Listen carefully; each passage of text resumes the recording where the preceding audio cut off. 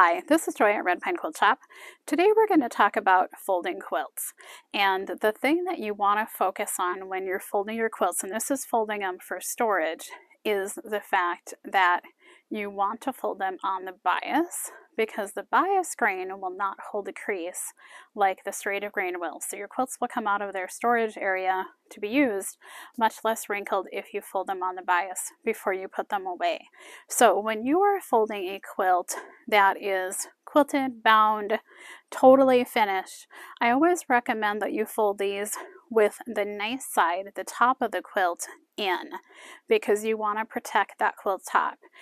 If it ends up sitting maybe on a shelf someplace and it gets some sun exposure that you weren't expecting, then if you get any faded areas, it's going to be on the back of the quilt instead of the front.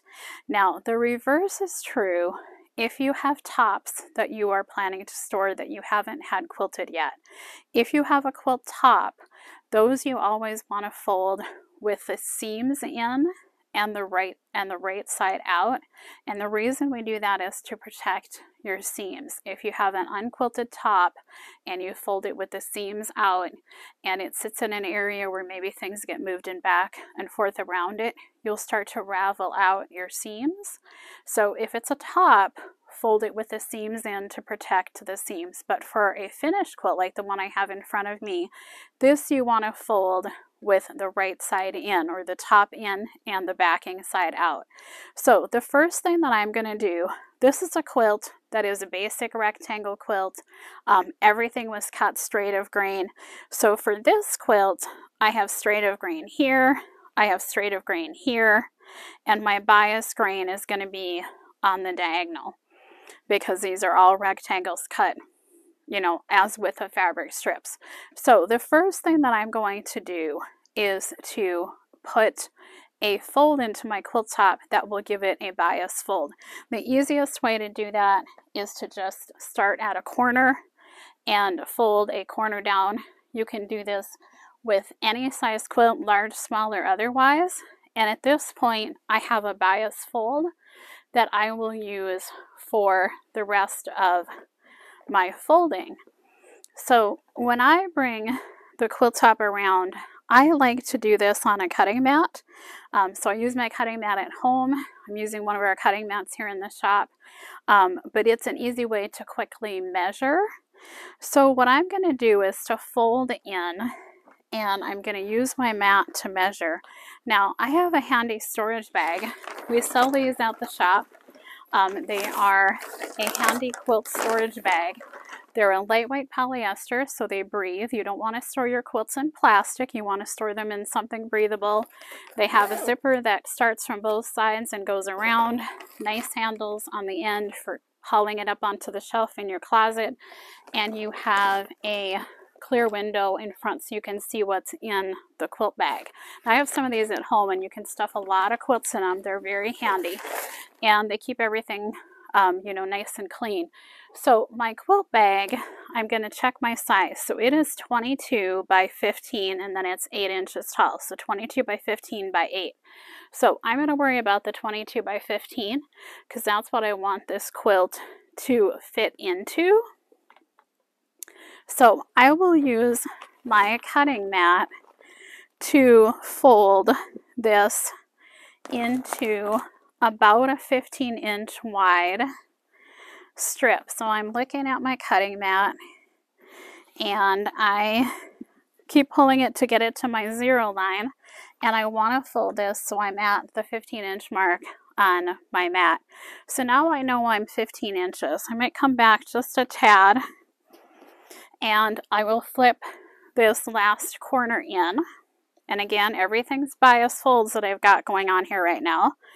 Then I will flip this corner in, and now I'm looking at my 22 because I want it to be 22 inches long, and I will flip my other corner in, and if I've got a little tail here, it usually works pretty well to tuck that under.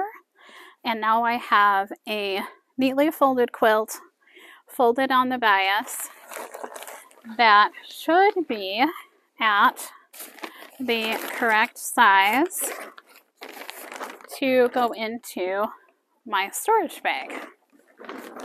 And I can add that one to the stack in my storage bag. And it was easily folded to the correct size and popped into my bag.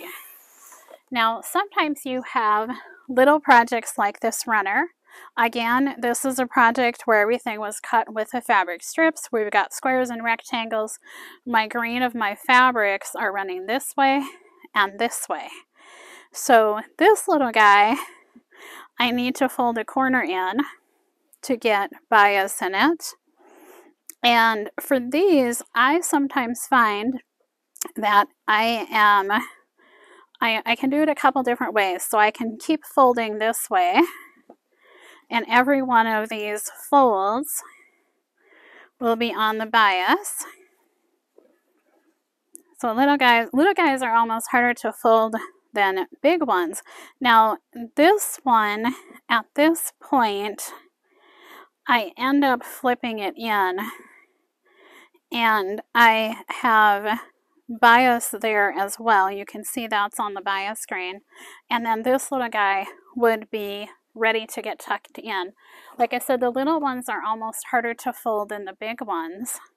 But now I want to talk about a little bit different quilt. This quilt is a quilt that is set on point.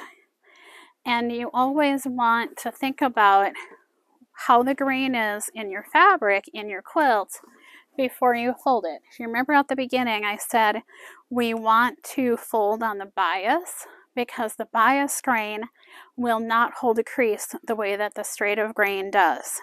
So if you have a quilt that is set on point like this one is, think about where your straight of grain lies and where your bias grain lies. Now, my straight of grain in my blocks is going to be running this way, and it's going to be running this way.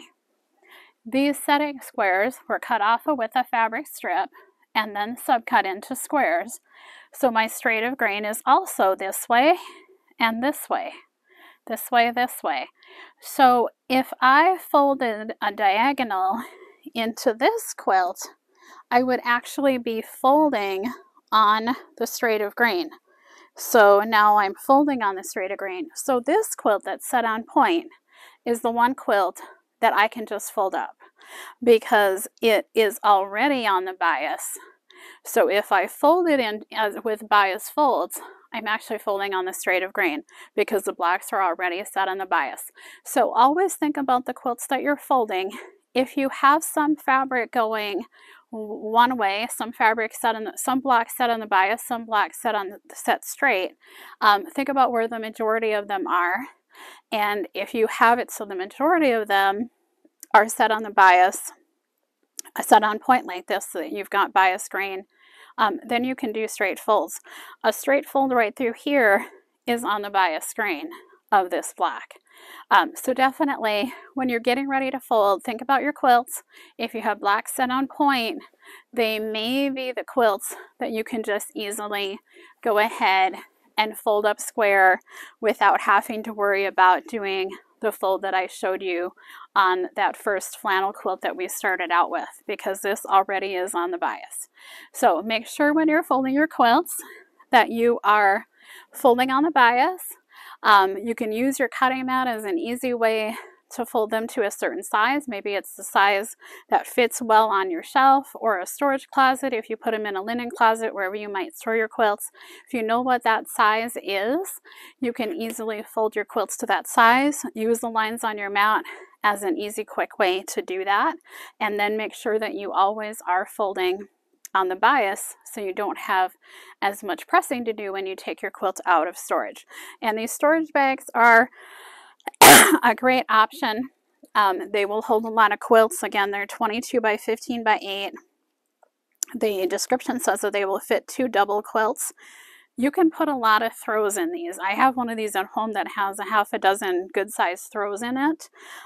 They have a nice heavy double-sided double-way zipper. That's a heavy-duty zipper and good handles on it, and they're breathable, which is the other key thing for storing your quilts. Thanks for joining us today.